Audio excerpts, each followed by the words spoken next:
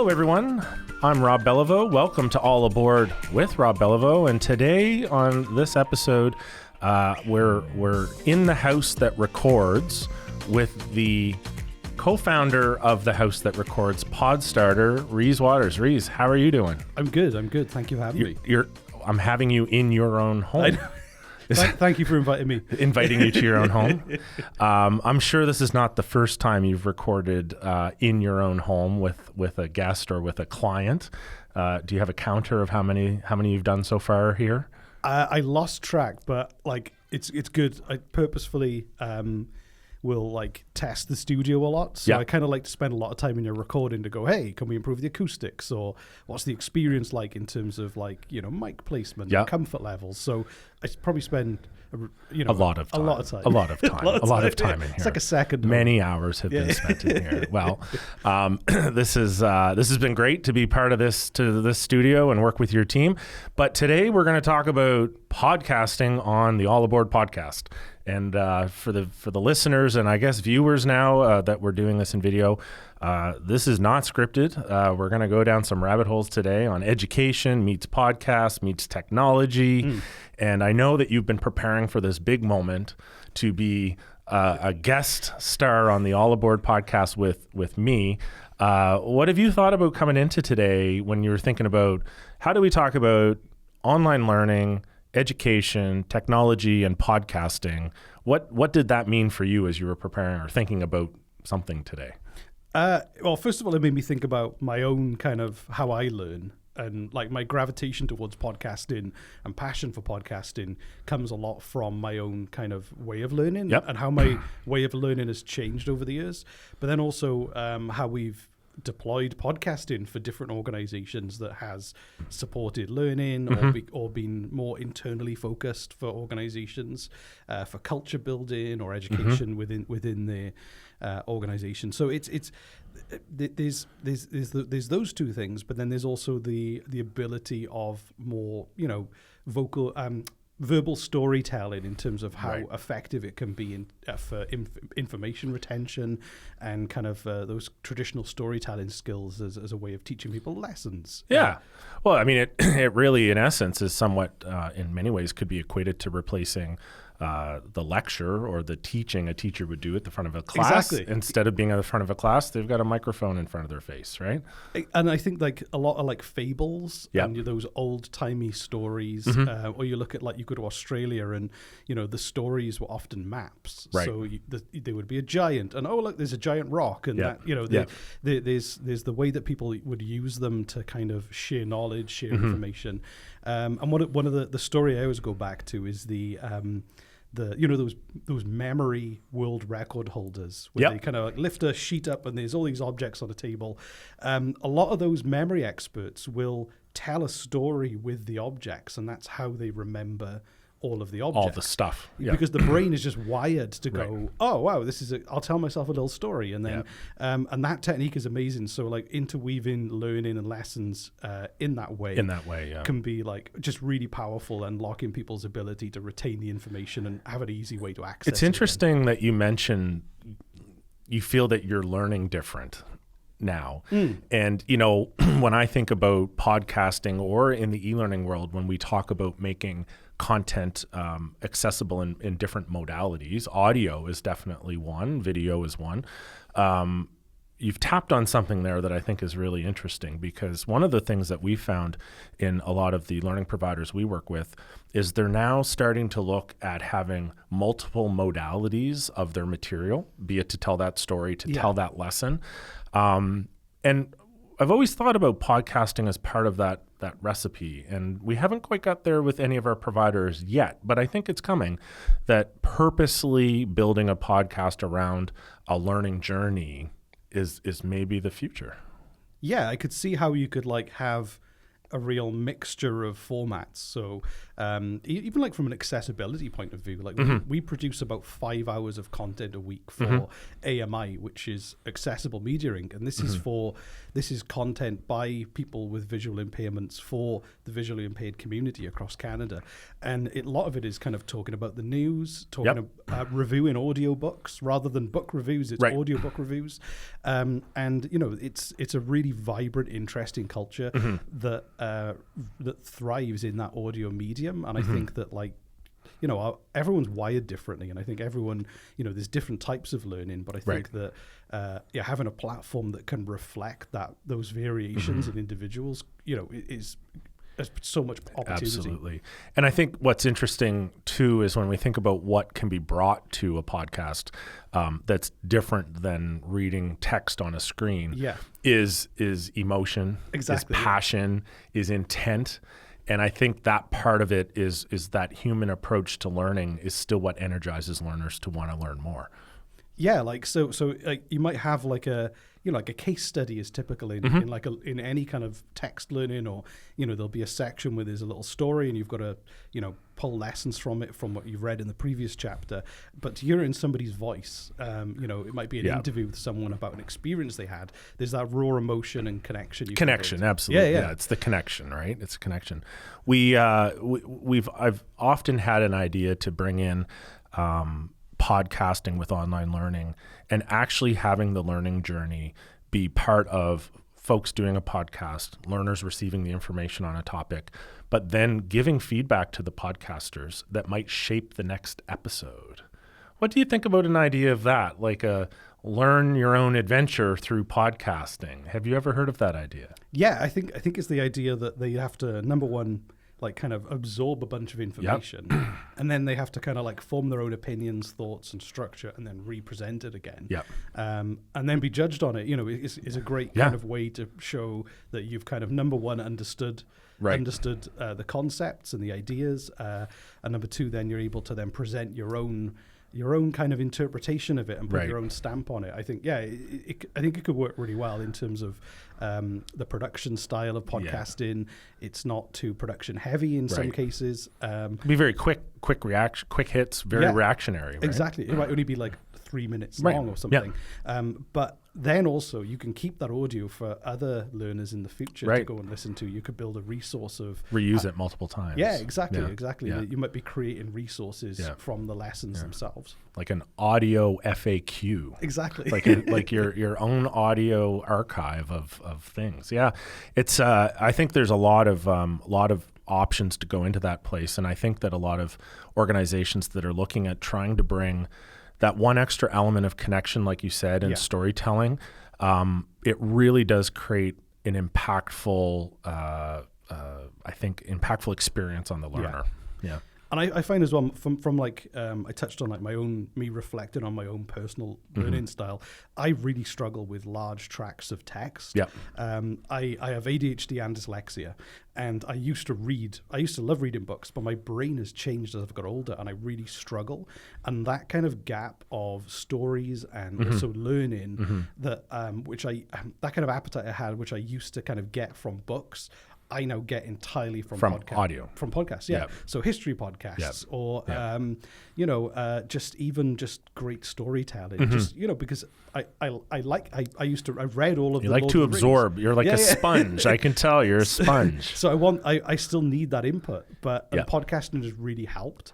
And I think that, if you want the alternative version of text, even to have the text read to you as opposed to kind of having to read it. Yeah. For me personally, I would use an AI voice to read me text, to read me the text, and I would then make notes. And I think I just process it a lot easier. So. In NeonTrain, we use the platform Brightspace by D2L, and we also believe in that kind of accessibility. So we actually brought in a partner called ReadSpeaker. They're embedded in our platform, so no plugins, nobody has to download anything. And when they're taking their learning in the system, they can actually elect to listen to the content in audio, and it auto-transcribes it. Can actually do it in multiple languages, different voices. And they've even developed the technology to a point where the voice can be customized to a human through AI to then be replicable. So if you wanted to have like the CEO of a company be the voice, they could actually be the interpretive voice for all the content in the system and push that corporate message out or learning lesson out. Really crazy technology in audio now with conversion. Yeah. And they didn't have to sit there with the script for hours and hours and hours. Yeah, the idea of voiceovers is kind of it's automatic now, right? And I in the e-learning world have definitely recorded my voice many times in the past, building voiceovers for online content. Yeah. And I think now of how the technology is shifting it, and I think that's maybe a great segue. Technology and podcasting. We're obviously here still in some pretty traditional microphones and kind of studio setups, but what are you seeing the trend in podcasting when it comes to studio setups and technology and recording? Getting easier, getting harder, getting more complicated? Where's it going? One of the things I'm finding is, and this is kind of industry wide, is that a lot of podcasting didn't change for a long time. It was these microphones are not a new design. They've been around for a hell of a long time. So it's all in the software. It's all in kind of the AI integrations that have really changed it. So it's like, hey, I've recorded bad audio. There are so many AI kind of these things like the Adobe have their own audio enhancer. There's I think Boris FX is another organization that's come up, cleans out all the bad kind of like sound of the, we've got the window open and the traffic's outside. Even kind of editing, there's tools that help kind of chop. There's some very straightforward tools that anyone can access, and a browser base that will take out ums and ahs and hesitation, those kind of things. So it's been mainly like... So it can make any of us sound half decent, exactly, is what you're saying. Exactly. Is what you're saying. Exactly. So like even like a room like this, a studio like this that we're in, people are, you used to have to put so much time and effort into the acoustics to make it sound perfect. But now the software is really kind of helping... Get it in a range and let the software take the... All it means is that for the listener, you're more likely to have higher quality. The bad quality, there's less of an excuse for bad quality now because these free tools are out there. You can polish the audio up. You can increase the increase the detail and the size of video even to go from, you can upscale from HD to 4K. It's kind of making mistakes easy to replay, easy to kind of correct. It's making the process smoother and faster. That's where most of the changes happen. But also AI, the voice replacement, you are seeing people like doing AI only podcasts as well. That's crazy. Which terrifies me. It is.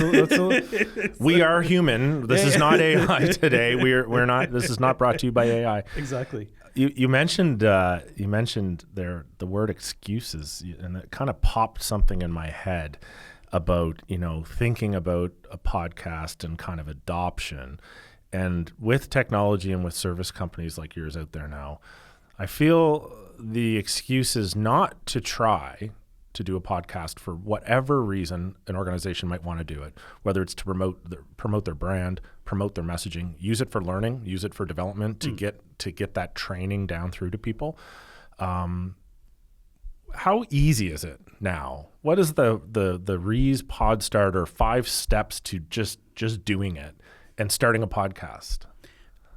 People are and maybe it's 6 steps. I might have missed a step there. I don't know. To be honest, it's probably about 50 steps. 50. No, we just said about making this easy for people. Easy. So I would say that fundamentally, like when people say I'm going to start a podcast, the first thing they do is they look for microphones. Okay. Which is the last thing you should really be doing. And I can tell you, when we started our podcast at NeonTrain, the first thing I did was bought a microphone. Exactly. That's the first thing I did. Confession all here. But the whole, and this is something we go through as a process with all our clients, is the first thing you should be doing is sitting down and going, why? Why am I doing a podcast? And it sounds lofty, but how is my podcast going to change the world or my industry or my community? And you kind of really have to have a strong purpose. And once you have a strong purpose and you know what you want to do, then it's not that hard to imagine who your audience might be. Right. And then you can go, well, they're probably right in front of you. Exactly. You know it one way or the other. Realistically, your audience is going to be an audience that you can relate to, that you have knowledge of, that you're either part of that community or deeply aware or connected to that community. So those are always the big questions you've got to ask at the start. And then you can go, okay, well, great. Well, what kind of conversations does that do we need to have around that topic or that issue or that community? What are the questions we need to be asking? The conversations, the answers that need to be found in those conversations. Right. And then you can start to build out a plan, and you have this real purpose and a real action plan, or a blueprint, as we call it. So plan is number one. Plan is number If we can visualize that, need to have a plan. So we have a plan. We think we know who wants to hear us or see us. Yeah. And then we need to execute the plan. Yes. So at that stage, then I would start to think about, okay, well, what does an episode look like? Okay. Is it a solo person talking into a microphone About a topic or something. about a topic? Yeah, telling a story. Yep. Do you have guests? Is it this kind of format? Or are you kind of piecing together archive? Is there an audio documentary? Are you out in the field recording into your phone, investigating something and kind of, walking the streets? Exactly.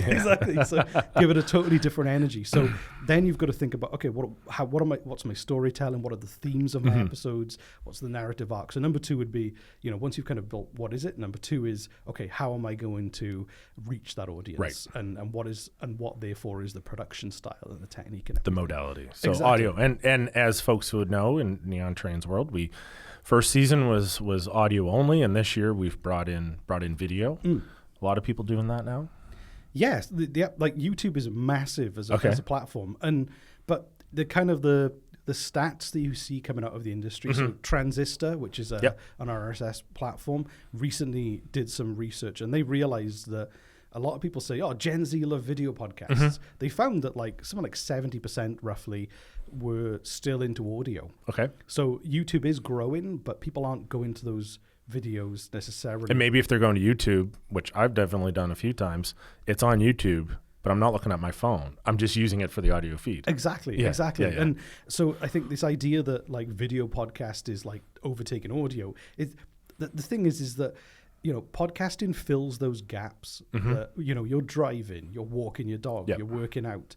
There's so much opportunity to kind of fill those gaps where there's no screen. Right. And one of the things we found, especially for internal podcasts for businesses, or where even when people want employees to learn, the podcast doesn't expect any more screen time from them. Right. And it can be... it feels a little less intrusive to their life, maybe. Yeah. Yeah, it's an asset that can fill time. So we did or work simultaneously in time. Exactly. Right? Exactly. Yeah. If you're doing kind of a task that doesn't involve a lot of thought, there's maybe there's a lot of repetition, it can really help kind of be a motivator to that non-fun work that you're doing. Is why truckers and people who drive long distances for work, there's a whole culture of podcasts that are long form to keep them.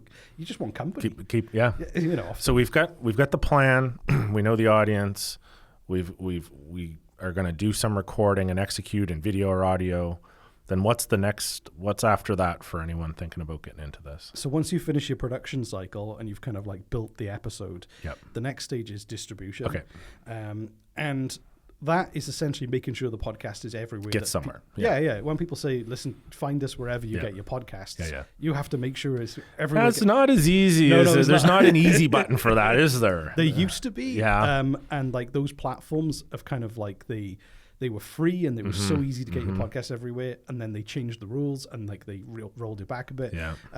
Anchor was this amazing platform that people would launch. You could launch a podcast on your phone in 5 minutes. Wow. It'd be on Apple. That became Spotify for podcasters. They built out the platform so you could actually use any music from Spotify that you wanted in your podcast. As part of it. Wow. Yeah.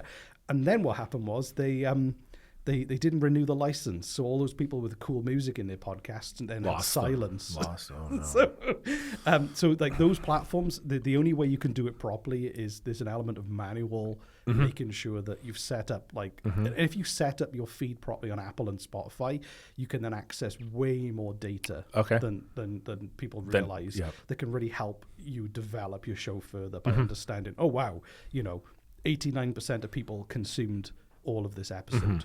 This was a strong episode, so we should maybe take. So is that the last step in getting the podcast going? Is looking at some statistics at the end and then kind of deciding where you go from there? No, the next step would be going right. I have this podcast. I've built it. I've distributed it. I know who my audience is, and I know who needs to hear this message or to learn from this content.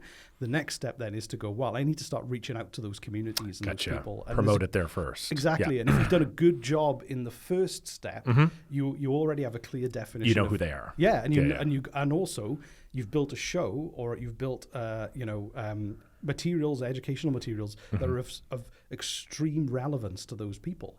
So it's very easy to then do outreach and go, hey, we covered this topic, or ask people in those communities, what would you like us to do next?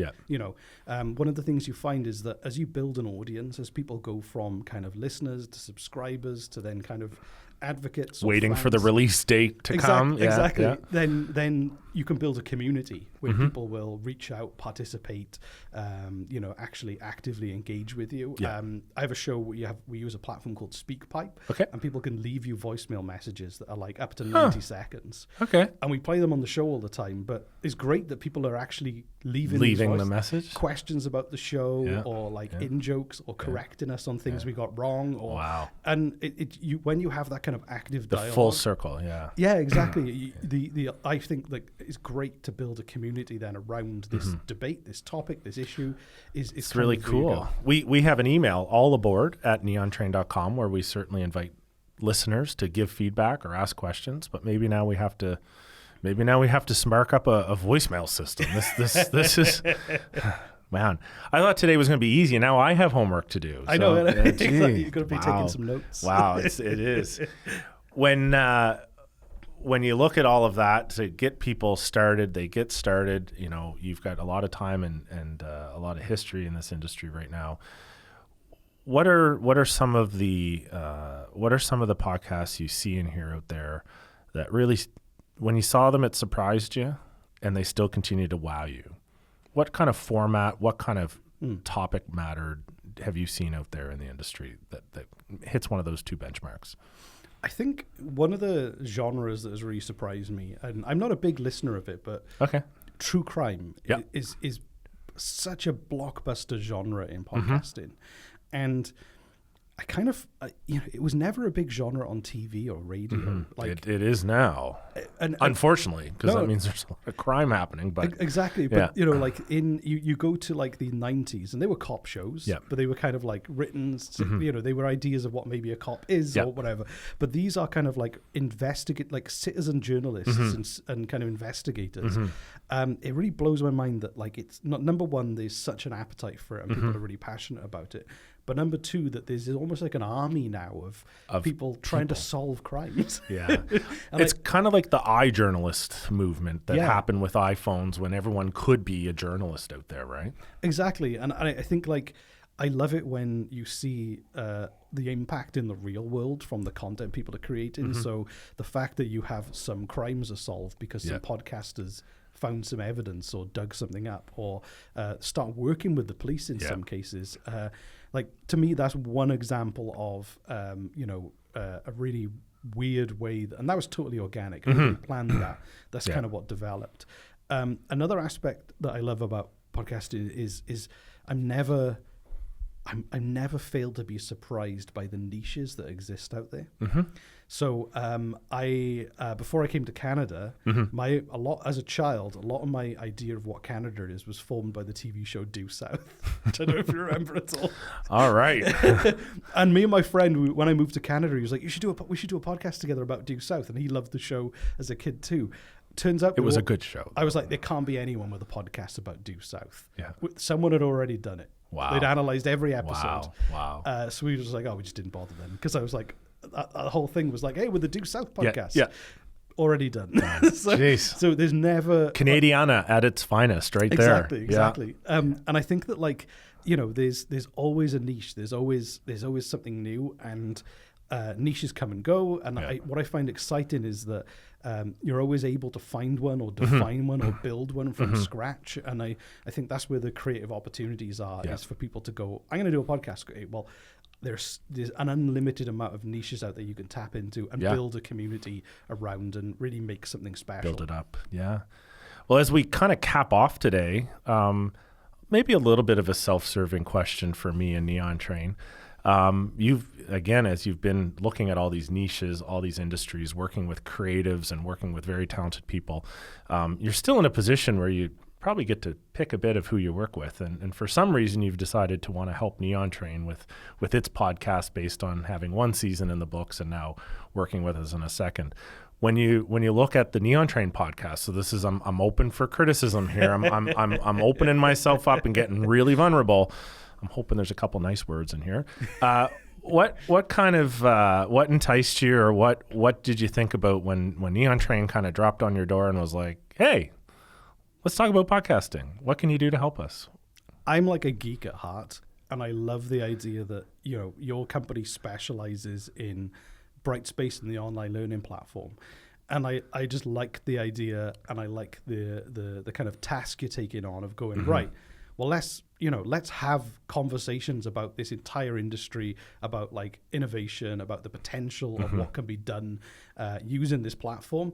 And again, it's a super focused niche, but it's such a big platform, and there's so much relevance to it. To be that voice and to be the kind of experts ahead of the curve leading the conversation about using it, I was like, wow, this is a really unique opportunity. So for me, that the geek in me was like, oh wow, this is awesome. This is kind of a real unique opportunity that doesn't come across kind of our desks very often. Yeah. Well, we think and we know that we have a bit of a niche with what we're doing in online learning. And it's for me really rewarding to be in the podcast, because I learn every podcast I do with something that even though I know many of you that come on before, I find it interesting. And today I'm already left with a couple ideas for some new educational modalities with podcasting. So thank you so much for being on the show with me. No problem. Well, thanks everyone for joining today. As always, you can email us at allaboard@neontrain.com. And if you want to get started with podcasting, our friends here at Podstarter would be happy to hear from you. You can come through us to get to them, or you can go to them directly. Rhys, thanks again so much. And for everyone listening, we'll catch you next time.